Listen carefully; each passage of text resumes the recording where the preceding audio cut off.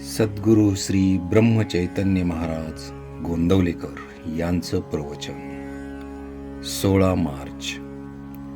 प्रपंचातली आसक्ती कमी कशी होईल. आज आमची स्थिती कशी झाली आहे पहा. प्रपंच आम्हाला सुटत नाही.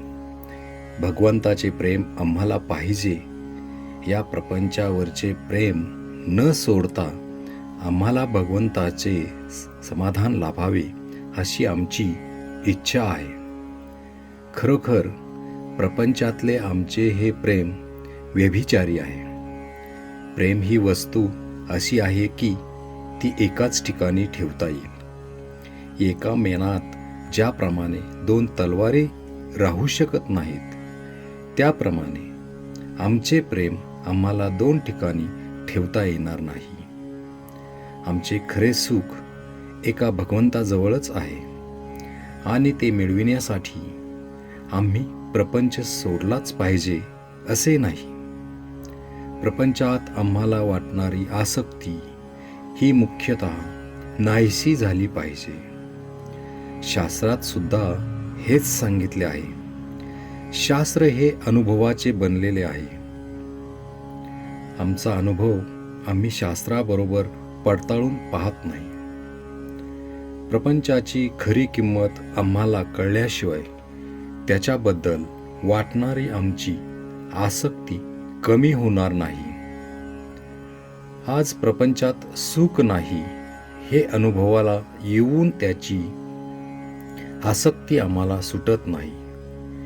ती आसक्ती सुटायला काय मार्ग आहे तो आम्ही पाहणे अगदी जरूर आहे. प्रपंचाची आम्हाला गरज किती आहे. एखादा मनुष्य फिरायला जाताना हातात काठी घेतो. त्याला हातात काठी घेणे हे भूषण आहे असे कोणी म्हणत नाही. त्याप्रमाणे भगवंताकडे जायला प्रपंचाची आम्हाला आधारापुरतीच गरज आहे. हा प्रपंच करीत असताना त्याची आसक्ती कमी होऊन भगवंताचे प्रेम येण्यासाठी शास्त्रांनी घालून दिलेली बंधने आम्ही पाळली पाहिजेत आणि त्यासाठी आपले आचार, विचार आणि उच्चार आम्ही सांभाळणे जरूर आहे. आपण आपल्या संस्काराप्रमाणे वागलो तर निवृत्तीमध्येच जाऊ, कारण आपली प्रवृत्ती ही सर्व निवृत्तीपरच आहे यात संशय नाही. आता यापुढे आपण रामाच्या नावाने प्रपंचाचा धंदा करूया, म्हणजे नफा तोटा त्याचाच होईल. प्रपंचात सदाचाराने वागावे. सदाचार हा मूळ पाया आहे. नीतिधर्माचे आचरण असावे. नीतिधर्माची बंधने ही आमचे विकार आवरण्यासाठीच आहेत. विचाराने अत्यंत पवित्र असावे. कोणाचा द्वेष, मत्सर करू नये आणि दुसऱ्याचे अहित चिंतू नये. उच्चार तर फार सांभाळले पाहिजेत. नेहमी सर्वांशी गोड बोलावे. ज्या जिभेने आपण भगवंताचे नाम घेतो त्या जिभेने दुसऱ्यांचे अंतःकरण कधीही न दुखावेल याची जबाबदारी घ्या.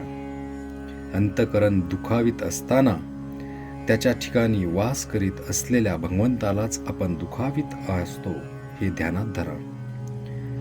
प्रपंचातले आपले मन आपण काढून भगवंताकडे लावावे.